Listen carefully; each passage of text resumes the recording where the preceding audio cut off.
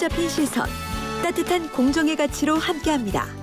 황보선의 출발 새 아침.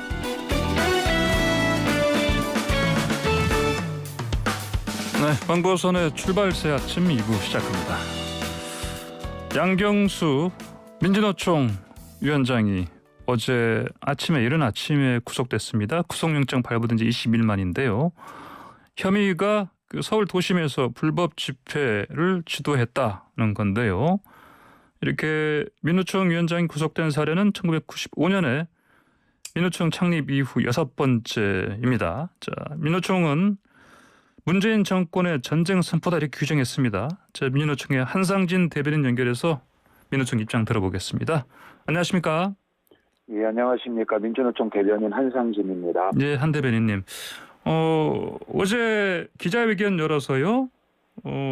여기에 대해서 강력하게 대응하겠다.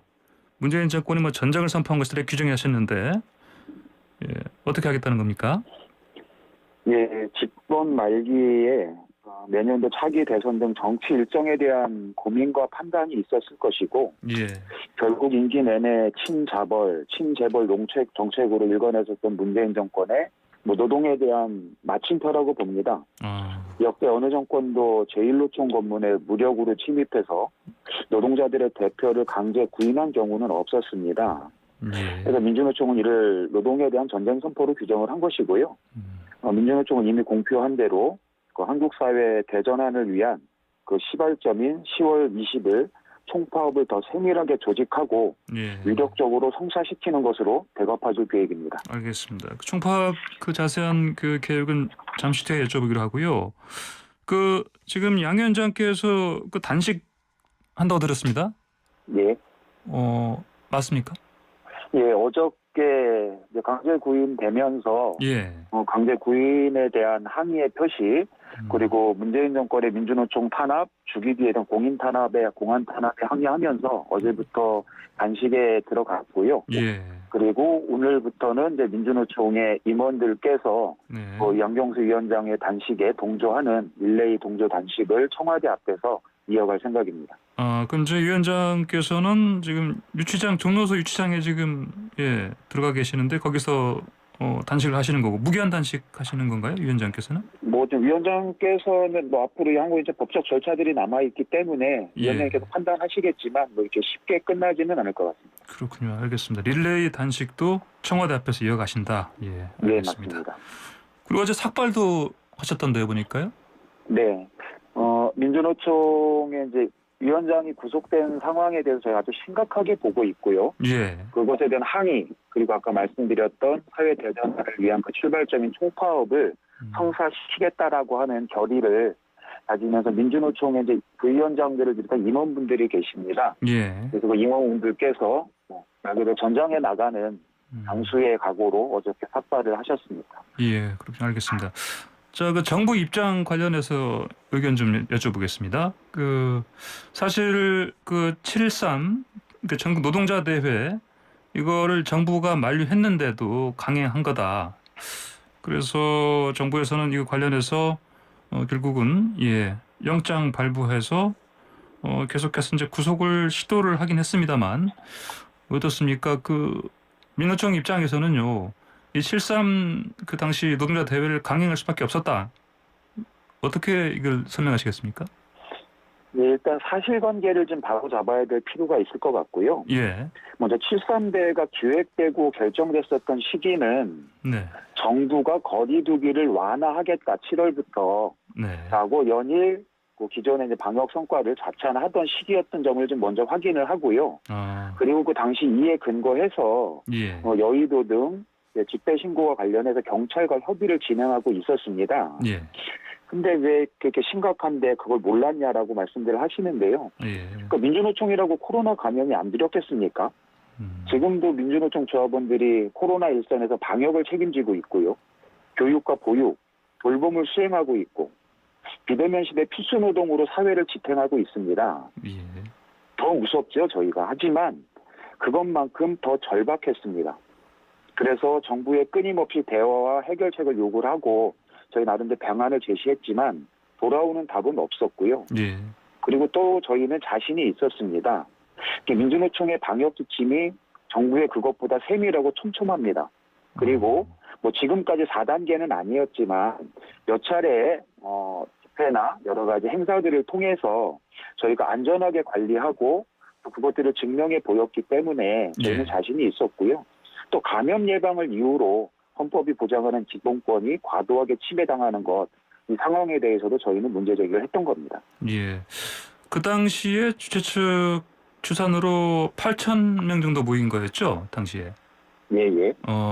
그때 이제 확진자가 3명 나오지 않았습니까? 네. 이 확진자 3명 나온 거는 이 당시 집회와는 관련성이 있다 없다. 어느 쪽이십니까? 이것도 좀 사실관계를 좀 바로 잡아야 하는데요. 예.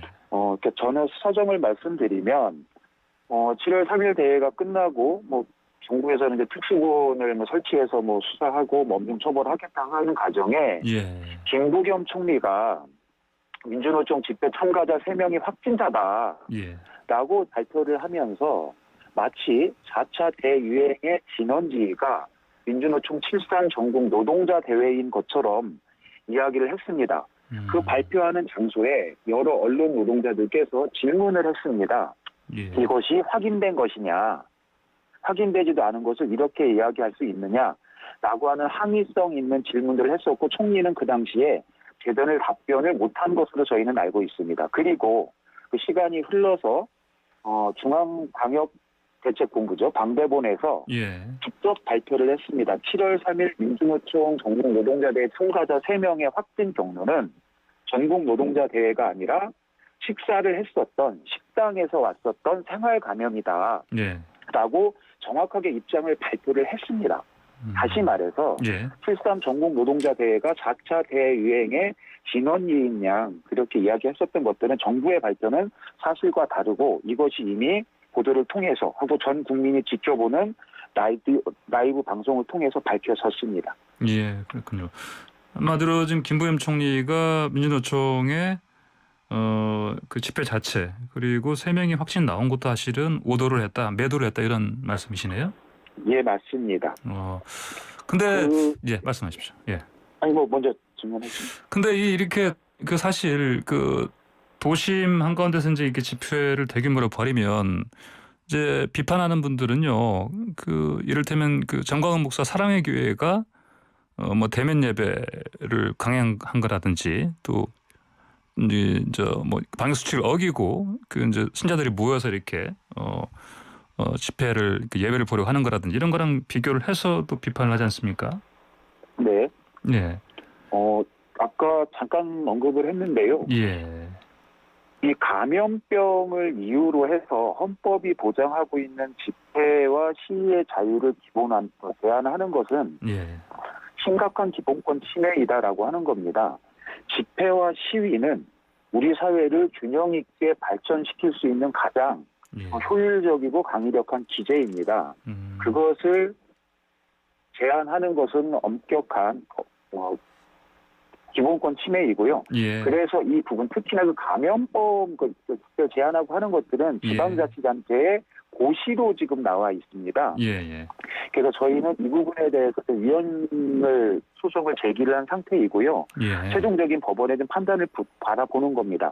다만 이것이 민주노총 집회에 과도하게 적용되는 것은 정치적인 의도가 있다라고 보는 것이고요. 아까 정광훈 목사 내지는 수구단체들, 태극기 부대들의 작년 8.15 집회와 형평성 이렇게 이야기를 하는데 그거는 맞지 않다. 왜냐하면 작년 8.15 광복절 광화문에서 있었던 수구단체들의 집회는 말 그대로 감염이 확정이 되신 분들이 그것을 알고도 참여를 했었던 무법청지의 공간이었던 거고요.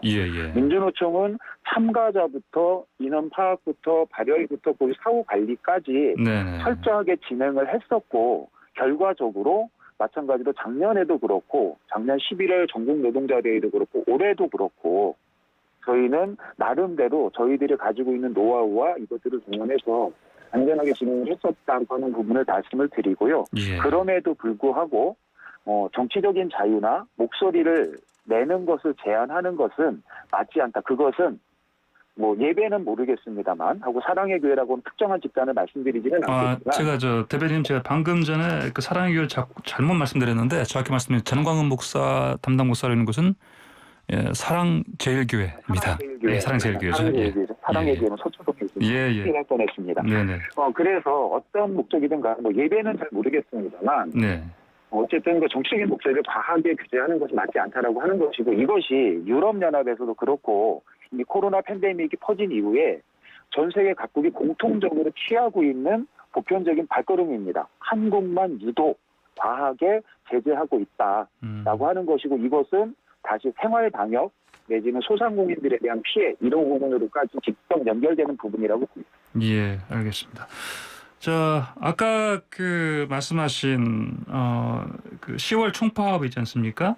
네, 이거는 어떻게 계획하고 계십니까? 말씀드리지만 저희가 총파업이 목적이 아닙니다. 이 총파업을 노동자들이 하는 것은 노동조합이 쓸 수 있는 가장 강력한 최후의 보루이기 때문에 그것을 상정을 한 것이고요.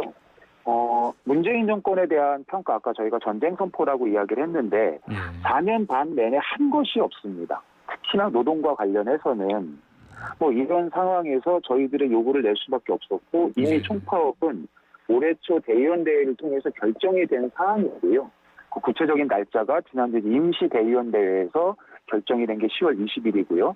지금 현재 각 단위에서는 저희들의 이 절박한 의제를 가지고 총파업을 성사시키겠다라고 하는 의지들을 강하게 보이고 있고 적극적으로는 조직해 들어가고 있습니다. 해서 결과적으로 뭐 확실하게 말씀드릴 수는 없겠지만 그럼에도 불구하고 이제까지 민주노총이 진행했었던 총파업의 가장 커다란 규모가 큰 위력적인 총파업이 조직되고 있다라고 하는 말씀을 드리고 역설적으로 어제 민주노총 건물에 경찰들이 한 40개 중대가 왔다라고 합니다. 저희 사무실엔 3명밖에 없었는데 그러면서 위원장을 강제 구인해 나간 상황이 현장 조합원들을 엄청 분노하게 하고 있습니다. 그래서 끓는 불에 기름을 끼얹는 격을 문재인 정권이 스스로 만들었다라고 생각하고 이 현장의 분노가 모아져서 10월 20일 총파업은 더 위력적으로 조직되고 진행될 것으로 봅니다. 예, 위력적으로 조직하신다고 하셨으면 다시 대규모 도심 집회도 계획하는 겁니까? 그래서 지금 뭐 청취자분들도 잘 들어주고 계실 텐데요. 총파업 이끌어 대규모 파업 대회다라고 하는 등식에 저희는 동의하지 않습니다. 그럼 어떻게 하시는 겁니까? 파업은 말 그대로 현장에서 일손을 놓는 거거든요. 그러니까 파업은 그것대로 하는 것이고 파업에 참가한 조합원들이 그럼 나와서 뭐 파업 대회를 뭐 전국적으로 한 곳에 모여서 할 수도 있고 현장에 모여서 소규모로 할 수도 있고 또 지역도 지금 현재 거리두기 단계나 방역 단계가 다 차이들이 있어서 모일 수 있는 인원들이 좀 다 다릅니다.